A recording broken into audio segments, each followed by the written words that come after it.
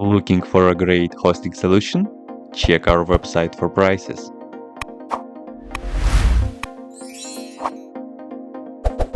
First, what you need to do is to update the server packages. You can do this by the following command.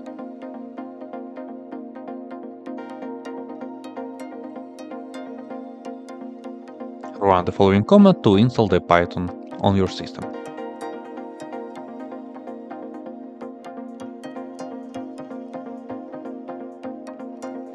Next, check the Python version.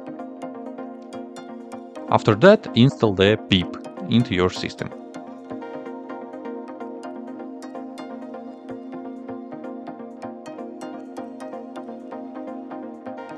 Check the version of the pip to confirm that it was installed successful. Next, using pip, install the NumPy library into your system.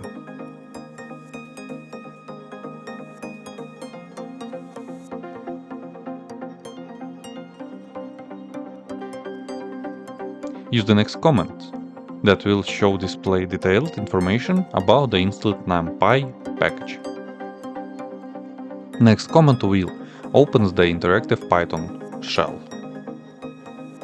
Use the following command to import the NumPy library into your Python session and give it a shortful alias.